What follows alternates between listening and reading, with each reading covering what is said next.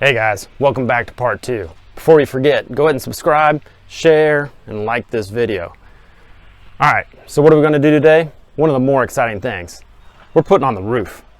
Now there's a couple things we got to do before we get to that point. We got to put on a little section of the back wall, a little section on the front wall, a real small section. And then we got to replace all these posts that I spent so much time getting them plumb and that are holding the front and back wall plumb. So then after we get done replacing these guys, then we got a bunch of windows to wash. So let's get those steps done so we can move on to the best part.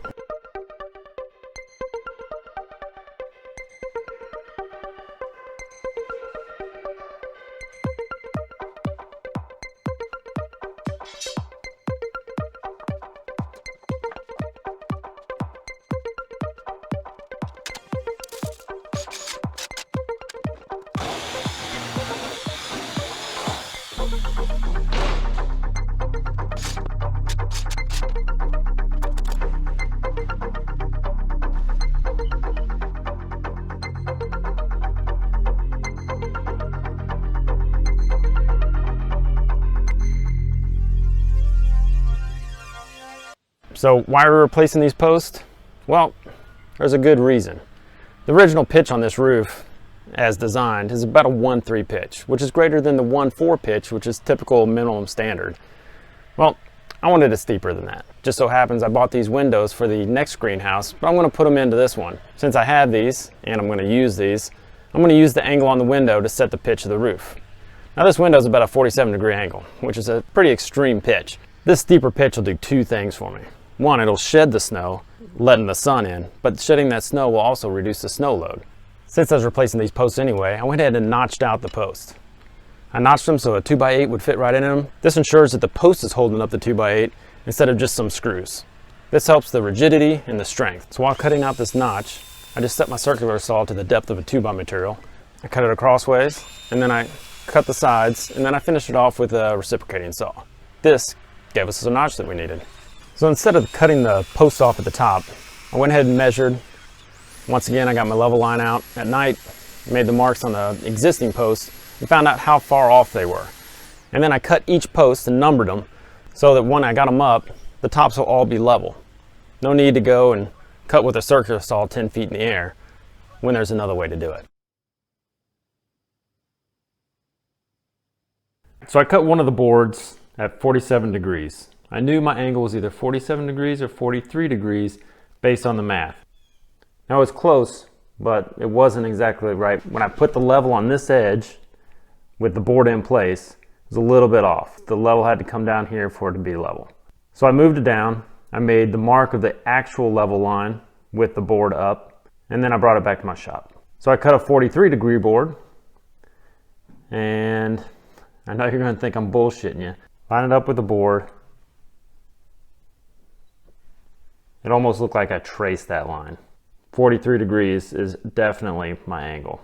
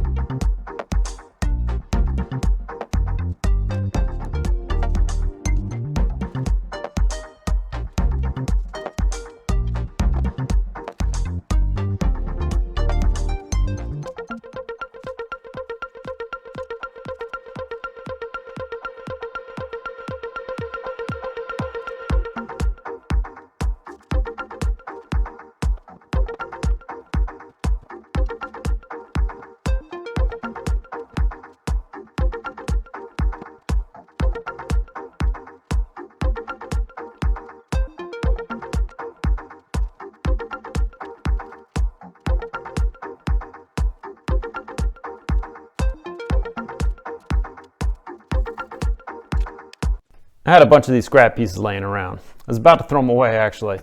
And then I realized they're at the right angle already and I need something to help me rest this board on. This is not necessary.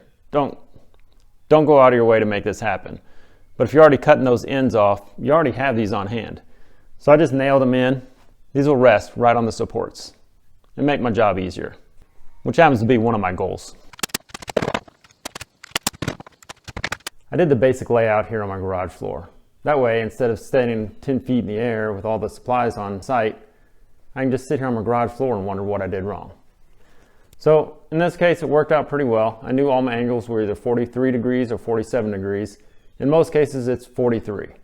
So I decided to put this cross bracing in place. This one will hold the 2x8 beam that goes all the way across. So I'll put this in a couple places just to get that 2x8 beam up. From there, I can just put that roof system in. And in this case, repetition is great. So I didn't know what angle this was, I have to admit. I just used a speed square.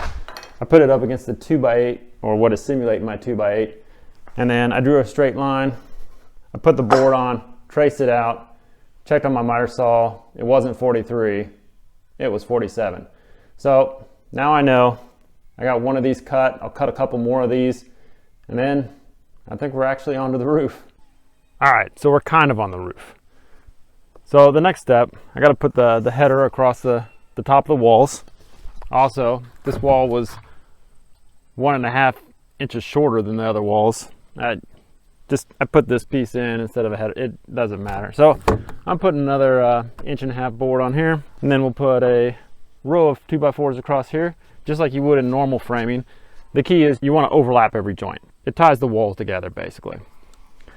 Then after that, we're going to put this big beam across here, which won't be too bad. That's going to be a little strenuous, but that middle beam, that's going to be the tough one.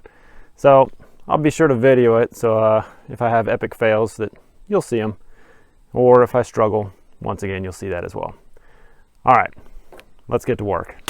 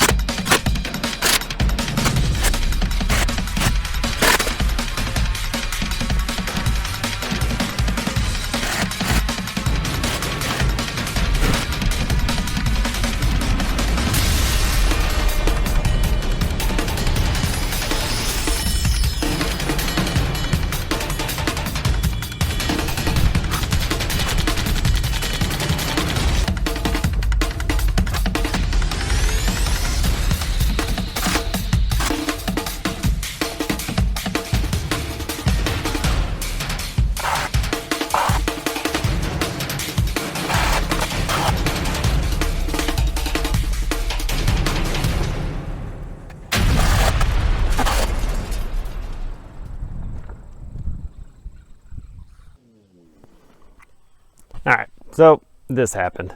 I knew I was taking a chance when I did this. Got a little cocky, and I did all my measurements. I nailed everything in place. I usually take one after it's all finished, go check it, make sure it all fits, and then go back and do the rest. I didn't do that this time. So I got about an inch gap on this one. Fortunately, the top one fits great. This, it's level. The bubble's right in the middle. So everything's good. I just need to move this down.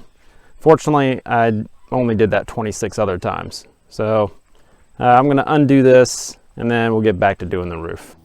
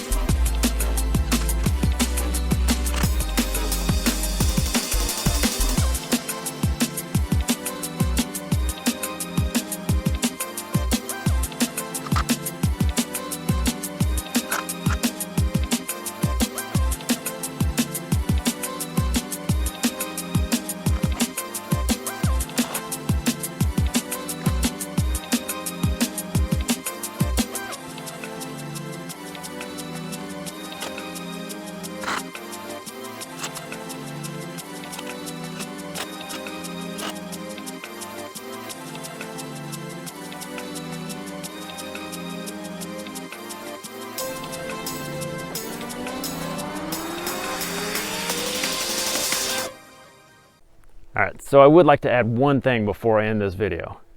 You heard me say a lot, oh, it's either a 47 or 43 degree angle. One of my biggest recommendations, if you want a roof pitch like this or similar, just go for 45. Then all your angles are 45 degree. And you don't have to wonder, is it 47, 43? Changing your miter saw or doing whatever you got to do.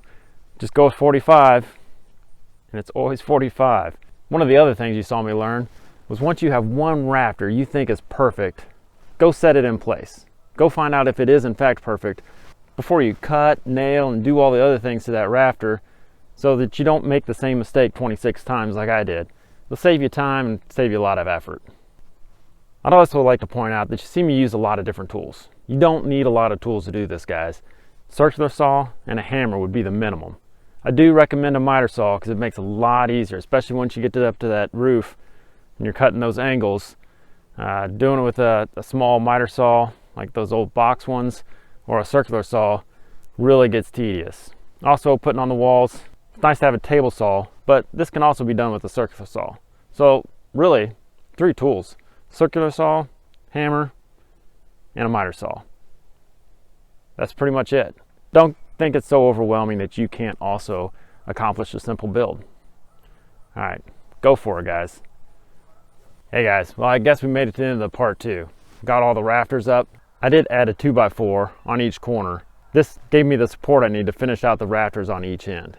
I just snugged them up underneath the existing rafters so that they were at the right height, screwed them into place, and then put on the rest of those rafters. I tried to make this video as short as possible and as dense as possible so that you can build a project just like this. But if I missed something, leave a comment down below and I'll address any questions that you have. Now that we made it to the end, don't forget to subscribe, like, and share this video. It helps my channel grow, and then we can grow together. All right, till next time.